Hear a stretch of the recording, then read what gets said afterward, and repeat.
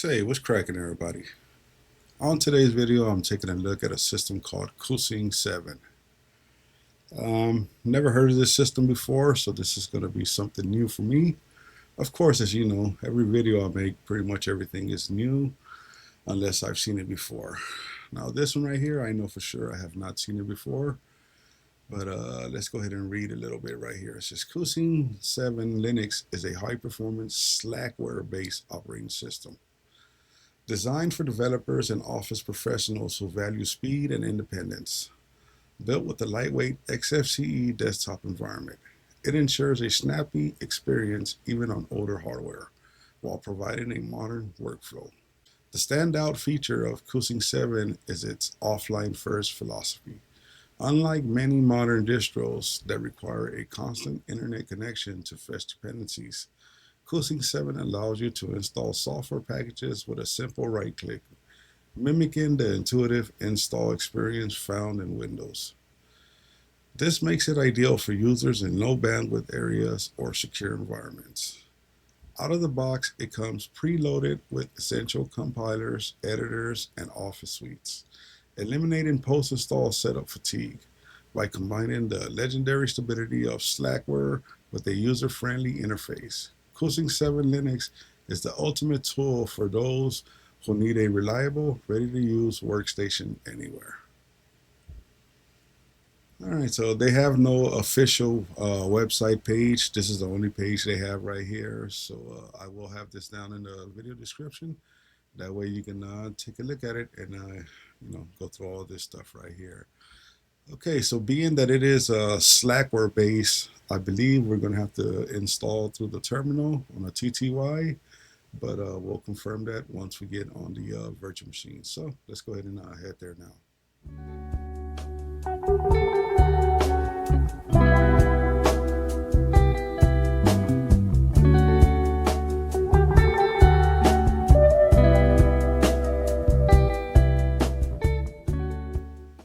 We are here now on the virtual machine, and it says, welcome to Kucing7 Linux installation disk, version 26.06.05. To start the main installation after partitioning, type setup. So I'm assuming we have to partition first. This is going to be my first time setting up any type of system this way. So if I make any mistakes, that's because I don't know what I'm doing.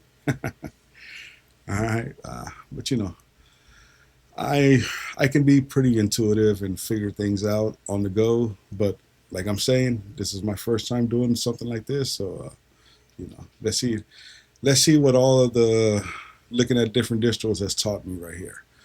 So the thing that caught my eye right here is that it says after partitioning. So my mind is telling me I have to partition first. I mean, I don't know.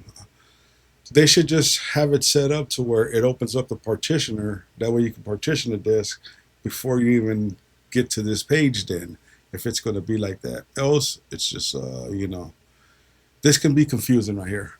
So right off the back, I'm going to say this is not for new users. Typically, I look at system as a new user, with new users in mind. But right off the bat, that's out the window. This is not for new users.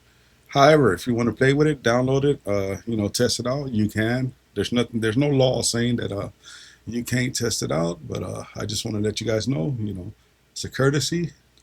This is not recommended for new users, straight off the bat. All right, so let's go ahead and get started. So I have to partition the disk first. So I want to open something like CF disk. All right, so right here, I'm just going to select GPT. I'm going to create a new. The size is going to be 50 megabytes. I think that's correct. And the type, it's going to be a BIOS boot, because my virtual machine just has a habit of always going in through BIOS, so I just leave it like that. If you are on a UEFI, you would have to select EFI systems right here. And as far as the size of the disk, it would probably have to be more like a gigabyte or more. But I'm legacy BIOS. I'm going with BIOS boot. Okay, now that that's set up, I am going to go ahead and write. And I have to type in YES. All right, so now I'm going to use the arrow keys, go down to my free space, and now I'm going to create a swap. The swap I'm going to create is going to be I'm going to use the letter G for gigabytes, capital G. And the type is going to be a Linux swap. All right, and now I am going to write. And I have a type YES again. For all of these, to confirm them, you have to type YES. Okay, now using the same arrow keys, I am going to take the rest of the free space, give it the rest of the amount of storage, and as far as the type, it is going to be Linux file system. Okay, now I'm going to go ahead and write. Got to type YES again for yes, and I think I'm done here, so I can just quit.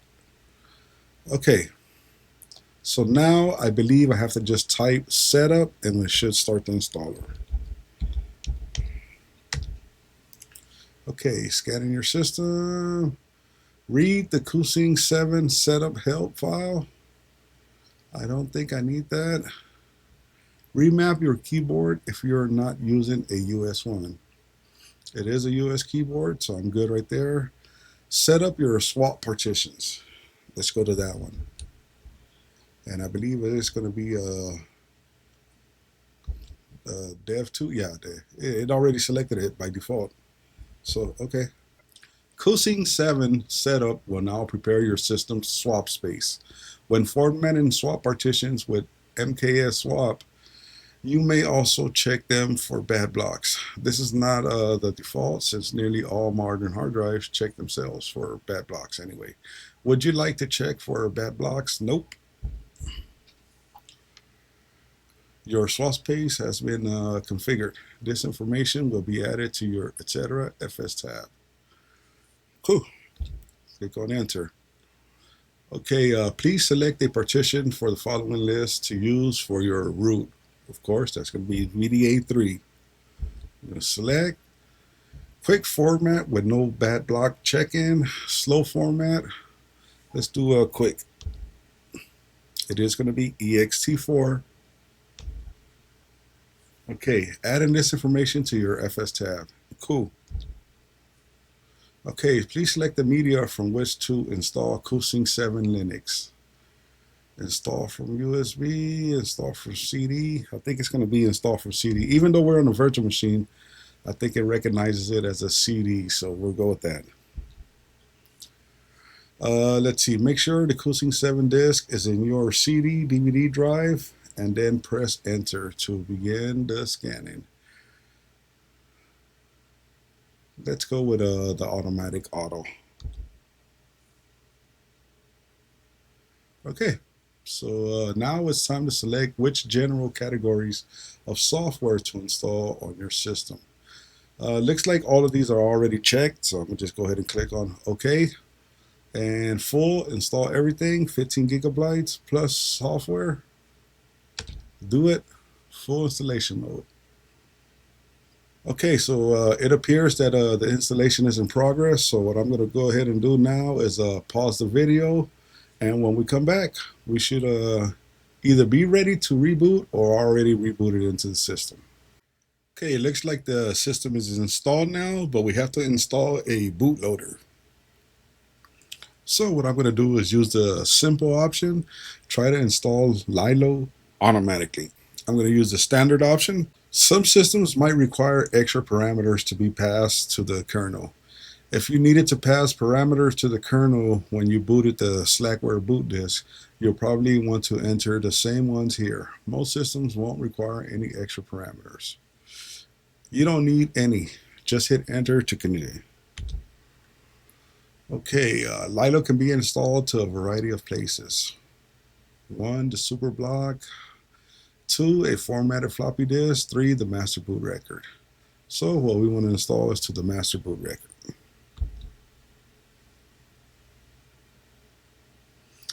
Okay, the selected services will be started at boot time.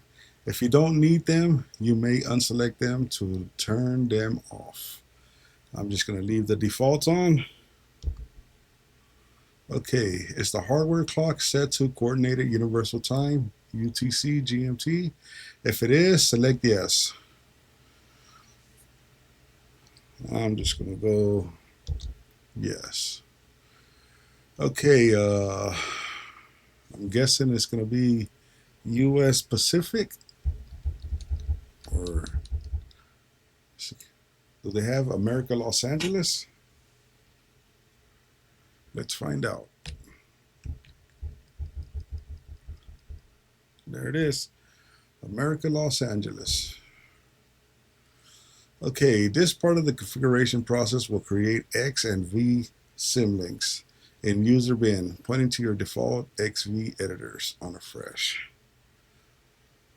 On a fresh installation, these will point to the bin by default, as it is the de facto standard.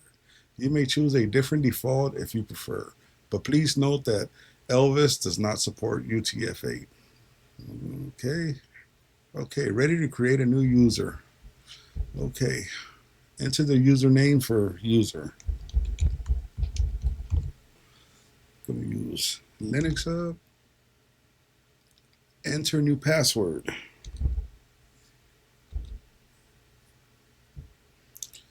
Please try another one. All right, so this has a 5-character minimum.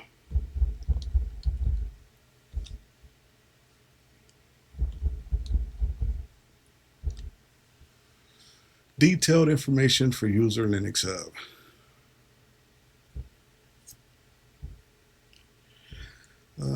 So I think I'm all done here. So I should just click on done if I'm not mistaken here. But let me see, memberships. I'm thinking I need to check here. Let's see. Is there a will group here or anything like that? I have no idea. I don't even know if Slackware uses the will group or not. You know what? I'm just going to leave everything on default. Go to done, select it. Okay, now I need to do a root password.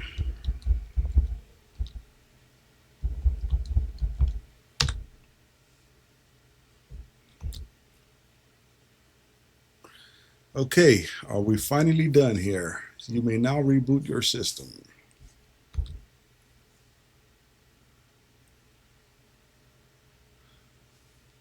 So I'm going to go to exit. Please remove the installation disk. Okay, and select reboot. Okay, I just tried to log in and it said unable to reload the failsafe session. So I'm not sure what that's about. Let me enter my password again. Okay, unable to load a failsafe session. Unable to determine failsafe session name. Possible causes: xfconfd isn't running, dbus, setup problem, environment variable, sdg config directories is set incorrectly, must include, etc., or xfce4 session is installed incorrectly. Okay, so right here, let's go to xfce session and let's try this again. Okay, looks like that's not working. Let's try X session default.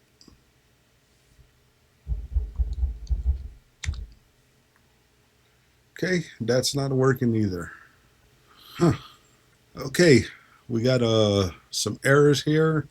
I am going to go ahead and post this video for the simple fact that I want to know if anyone watching this saw that if I did anything wrong. Please let me know if I did anything wrong here. Or maybe I just forgot to do something. But you know, it's the nature of these systems. I'm not really too familiar with the Slackware, so but you know, it's not really that hard to figure it out. or to try to get it working. I've gotten Slackware working before, but then there were other issues like internet connection, things like that. In this case, for some reason, it's not recognizing the session. So I'm thinking maybe I could switch to a TTY, and I can probably